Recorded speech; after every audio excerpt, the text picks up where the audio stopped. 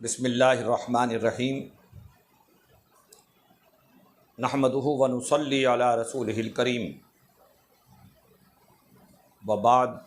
محترم ناظرین، آج ہم تفسیر و تشریح کے بجائے حضور پاک صلی اللہ تعالیٰ علیہ وآلہ وسلم نے اس مہینے میں میدان عرفات میں جو خطبہ دیا تھا، جو تاریخ میں خطبہ حجۃ الوداع کے نام سے معروف ہے، مشہور ہے، اس کے چند اہم موضوع ہم لے کر حاضر ہوئے ہیں کہ ذی الحجہ کے تعلق سے کم آپ تک یہ پیغام اس مہینے کے تعلق سے آپ تک پہنچایا جائے۔ لہذا حضور پاک صلی اللہ علیہ وآلہ وسلم نے چونکہ اس میں یہ بھی فرمایا تھا کہ میرا یہ خطبہ، میری یہ باتیں آپ دوسروں تک پہنچاؤ، لہذا دوسروں تک پہنچانے کے لیے ہم نے یہ کیسٹ بنائی ہے، یہ ویڈیو بنائی ہے۔ آپ تمام حضرات بھی خود بھی سنیں اور حضور پاک صلی اللہ علیہ وآلہ وسلم کے اس حکم پر عمل کریں۔ لہذا یہ اب آپ حضرات کی ذمہ داری ہوگی کہ خود بھی سنیں اور دوسروں تک پہنچائیں۔ لہذا اب ہم شروع کرتے ہیں کہ آپ صلی اللہ علیہ وسلم نے اس خطبے میں پہلی بات جو ارشاد فرمائی تھی وہ یہ ہے کہ اے لوگو سنو، مجھے نہیں لگتا کہ اگلے سال میں تمہارے درمیان موجود رہوں گا۔ میری باتوں کو بہت غور سے سنو اور ان کو ان لوگوں تک پہنچاؤ جو یہاں نہیں پہنچ سکے۔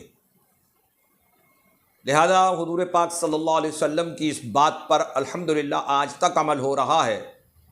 کہ جہاں میدان عرفات میں حضور پاک صلی اللہ علیہ وسلم سے جن لوگوں نے سنا انہوں نے آگے پہنچایا، پھر جنہوں نے سنا انہوں نے اپنے بعد والوں کو پہنچایا، پھر جنہوں نے سنا اپنے بعد والوں کو پہنچایا۔ لہذا یہ بعد والوں کو پہنچاتے پہنچاتے ہم تک پہنچا اور اب ہم آپ تک پہنچا رہے ہیں۔ اسی سلسلے کو آپ بھی آگے بڑھائیے اور آگے پہنچائیے۔ دوسری چیز کہ حضور پاک صلی اللہ علیہ وسلم نے اس میں پہلی بات یہ بیان فرمائی، تمہارے درمیان میں اس وقت تو موجود ہوں، لیکن مجھے نہیں لگتا کہ میں اگلے سال تمہارے درمیان موجود رہوں گا۔ یہ آپ صلی اللہ علیہ وآلہ وسلم کے علم غیب کی دلیل ہے کہ آپ صلی اللہ علیہ وسلم اپنی وفات کے بارے میں جانتے تھے کہ اگلے ذی الحجہ تک میں موجود نہیں رہوں گا، اسی لیے آپ نے یہ جملہ فرمایا، اور ربیع الاول شریف میں ہی آپ کا اسی سال انتقال ہو گیا اور آپ وصال فرما گئے۔ آپ نے دوسری اقتباس میں ارشاد فرمایا کہ اے لوگو، جس طرح یہ آج کا دن یہ بات سننے کی ہے اور بہت عمل کی ہے، اے لوگو جس طرح یہ آج کا دن، وہ دن کون سا تھا؟ یوم عرفہ۔ عرفات میں جب حاجی ٹھہرتے ہیں، سارا مجمع عرفات میں ٹھہرا ہوا تھا اور حضور خطبہ ارشاد فرما رہے تھے، تو فرمایا کہ یہ آج کا دن، عرفے کا دن جتنا عزت والا ہے، یہ مہینہ اور یہ جگہ عزت و حرمت والے ہیں، بالکل اسی طرح دوسرے مسلمانوں کی زندگی عزت اور مال حرمت والے ہیں، تم اس کو چھیڑ نہیں سکتے۔ یعنی جس طرح یہ مہینہ عزت والا ہے اور وہ دن عزت والا ہے، یہ چیزیں عزت والی ہیں، تو فرمایا اور یہ جگہ عزت والی، یعنی عرفات کا میدان عزت والا ہے۔ تین چیزیں بیان فرمائیں، جگہ کے بارے میں فرمایا، مہینے کے بارے میں فرمایا اور دن کے بارے میں فرمایا کہ یہ تینوں عزت والے ہیں، عظمت والے ہیں۔ لہٰذا تمہیں بھی چاہیے کہ تم لوگوں کے جان، مال اور عزت کا خیال رکھو، ان سے تم چھیڑ چھاڑ نہ کرو۔ جس طرح ان دنوں کی، اس دن کی، اس مہینے کی عزت کرتے ہو، اس جگہ کی عزت کرتے ہو، ایسے ہی لوگوں کے جان، مال، عزت کی فکر کرو اور ان کا خیال رکھو اور ان سے چھیڑ چھاڑ نہ کرو۔ لوگوں کے مال اور امانتیں ان کو واپس کرو۔ اگر آپ کے پاس کسی نے امانت رکھی ہے اور آپ کو امین اور ایماندار سمجھ کر ہی تو آپ کے پاس امانت رکھی ہے، اگر وہ آپ کو بے ایمان پہلے سے ہی سمجھتا تو آپ کے پاس اپنی امانت کیوں رکھتا؟ لہذا اپنی ایمانداری کا، امانت داری کا ثبوت پیش کیجئے، اور جو آپ کے پاس امانت رکھے، اپنا مال رکھے، اس کو بالکل ویسے کہ ویسے ہی جوں کا توں واپس کر دو۔ پھر فرمایا آپ نے تیسرے مقام پر لوگوں کے مال اور امانتیں ان کو واپس کرنے کے بعد ارشاد فرمایا کسی کو تنگ نہ کرو، کسی کو تنگ نہ کرو، کسی کا نقصان نہ کرو، تاکہ تم بھی محفوظ رہو۔ ذرا غور کیجئے کہ حضور پاک صلی اللہ علیہ وسلم نے ابتدائی خطبے میں زیادہ تر معاشرے کی اصلاح کے لیے، سوسائٹی کے اصلاح کے لیے، ہم پڑوس کی اصلاح کے لیے، آپسی رہن سہن کے اصلاح کے لیے آپ صلی اللہ علیہ وسلم نے زیادہ زور دیا ہے، اور شروع سے ہی یہ باتیں آپ صلی اللہ علیہ وسلم نے اس بارے میں بیان فرمائیں۔ اور پھر ارشاد فرمایا 5ویں مقام پر یاد رکھو تمہیں اللہ سے ملنا ہے۔ پہلے یہ چیزیں بیان فرمائیں، اب اس کے بعد اللہ کا خوف حضور پاک صلی اللہ علیہ وسلم دلوں میں پیدا فرما رہے ہیں، اور فرما رہے ہیں کہ تمہیں اللہ سے ملنا ہے، اور اللہ تم سے تمہارے اعمال کی بابت سوال کرے گا۔ اللہ تعالیٰ تم سے پوچھے گا جو تم اعمال کر کے آئے ہو، جو سب تمہیں پہلے بتا دیا گیا امانت کے بارے میں، لوگوں کے جان مال عزت کے بارے میں، ان سب چیزوں کے بارے میں جو تمہیں بتا دیا گیا ہے، سن لو، ان پر عمل کرو، اور اللہ تبارک و تعالی تم سے ان کے بارے میں سوال کرے گا۔ اور پھر ارشاد فرمایا 6 مقام پر کہ اللہ نے سود کو ختم کر دیا، اس لیے آج سے سارا سود ختم کر دو۔ تم نے اگر کسی کو پیسہ دیا ہوا ہے، لہذا ان سے سود نہ لو، انہیں معاف کر دو اپنی سود کی رقم۔ سود حرام کر دیا گیا ہے، لہذا 1400 سال گزر جانے کے بعد اگر آج بھی مسلمان سود کا بزنس کرے، سود کا بیوپار کرے، سود کا دھندہ کرے، تو کتنے بری بات ہے کہ اتنا وقت گزر جانے کے بعد بھی حضور پاک صلی اللہ علیہ وسلم اور اللہ تبارک و تعالیٰ کے حکم کی پابندی نہیں کی جا رہی ہے۔ افسوس ہے، ذرا سی دولت کے لیے، ذرا سے منافع کے لیے ہم اپنے ایمان کو خراب کر رہے ہیں، اور آخرت میں اللہ کی بارگاہ میں جب ہم کھڑے ہوں گے تو ہم اللہ کو کیا جواب دیں گے، اس بات کا خیال رکھیں۔ 7ویں مقام پر ارشاد فرمایا تم عورتوں پر حق رکھتے ہو اور وہ تم پر حق رکھتی ہیں۔ یہ میاں بیوی کے تعلق سے بھی اچھی بات ہو سکتی ہے کہ تم عورتوں پر حق رکھتے ہو، اپنی بیوی پر حق رکھتے ہو، اپنی چھوٹی بہن اپنی بہنوں پر حق رکھتے ہو، اپنی بیٹیوں پر حق رکھتے ہو، تم حق رکھتے ہو اپنی عورتوں پر، اور وہ بھی تم پر حق رکھتی ہیں۔ ایسا نہیں ہے کہ بیوی پر ہی تمہارا حق ہے، تم پر کیا بیوی کا کوئی حق نہیں؟ آج ہم بیوی پر اپنا حق جتاتے ہیں، لیکن بیوی کا حق ادا کرنے میں ہم بخیلی کرتے ہیں، ہم کوتاہی کرتے ہیں، بات بات پر انہیں مارنا، بات بات پر گالیاں دینا، اور گھر میں سخت مزاجی کے ساتھ وقت گزارنا، یہ اس حکم مصطفیٰ صلی اللہ علیہ وسلم کے خلاف ہے۔ لہٰذا آپ کو چاہیے کہ جو حضور پاک صلی اللہ علیہ وسلم نے حکم فرمایا کہ تم عورتوں پر حق رکھتے ہو اور وہ تم پر حق رکھتی ہیں، لہذا اور اب جو حق بنا دیا گیا ہے شریعت نے، نہ مرد اپنے حق سے پیچھے ہٹے اور نہ عورت اپنے حق سے پیچھے ہٹے۔ اگر دونوں میاں اپنی بیوی کا حق پورا ادا کرتا رہے اور بیوی اپنے شوہر کا حق پورا ادا کرتی رہے تو انشاءاللہ گھر میں اختلاف پیدا نہیں ہوگا۔ جب وہ اپنے حقوق پورے کر رہی ہیں تو ان کی ساری ذمہ داریاں، چاہیے تمہارا حق ہے کہ تم ان کی ساری ذمہ داریاں پوری کرو۔ پھر 8ویں مقام پر ارشاد فرمایا عورتوں کے بارے میں نرمی کا رویہ قائم رکھو، کیونکہ وہ تمہاری شراکت دار ہیں، تمہاری پارٹنر ہیں، تمہاری غلام نہیں ہیں، تمہاری گھر میں نوکرانی بن کر رہنے والی نہیں ہیں، وہ پارٹنر ہیں۔ تو جتنا تم پر حق ہے ایسا ہی ان کا بھی حق ہے، لہذا تم ان کی بابت نرم رویہ اختیار کرو اور بے لوث خدمت گزار رہتی ہیں۔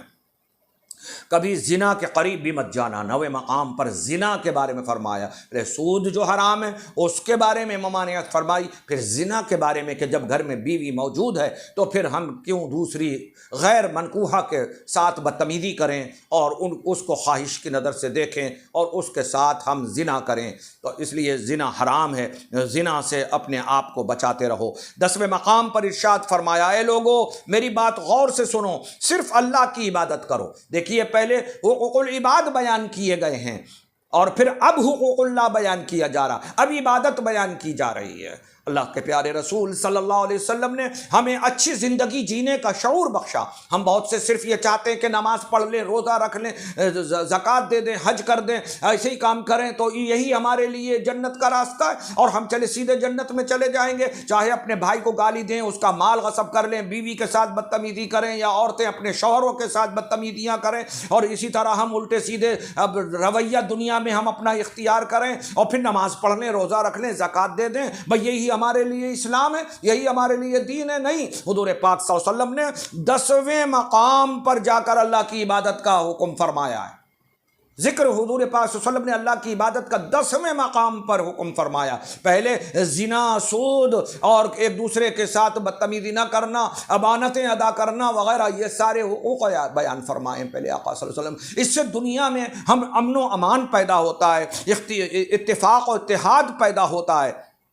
میرے دوستو ان باتوں پر عمل کرو۔ پھر 11ویں مقام پر ارشاد فرمایا، زبان کی بنیاد پر، رنگ نسل کی بنیاد پر تعصب میں مت پڑ جانا، کالے کو گورے پر اور گورے کو کالے پر، عربی کو عجمی پر اور عجمی کو عربی پر کوئی فوقیت حاصل نہیں۔ ہر مسلمان دوسرے مسلمان کا بھائی ہے، تم سب اللہ کی نظر میں برابر ہو۔ دیکھیے نماز روزے وغیرہ کا حکم فرض فرمانے کے بعد، 5 وقت کی نماز کا ذکر کرنے کے بعد حضور پاک صلی اللہ علیہ وسلم نے پھر وہی حکم فرمایا کہ زبان کی بنیاد پر تم افضل نہیں ہو، نسل کے خاندان کی بنیاد پر، برادری تمہاری اعلیٰ ہے اس کی بنیاد پر تم افضل نہیں ہو، کالے گورے کے بنیاد پر تم افضل نہیں رہو گے، گورے اور کالے کی بنیاد پر تم افضل نہیں رہو گے، عربی کو عجمی پر کوئی فوقیت نہیں ہے، عجمی کو عربی پر کوئی فوقیت نہیں ہے، بلکہ اگر فوقیت ہے تو اللہ تعالیٰ نے ارشاد فرمایا، ان اکرمکم عند اللہ اتقاکم، تم میں اگر کوئی عزت کے لائق ہے، نرمی کے لائق ہے اور بہتری کے لائق ہے، اچھائی کے لائق ہے، تو وہ ہے کہ جو سب میں تقوی میں سب سے زیادہ اچھا ہے۔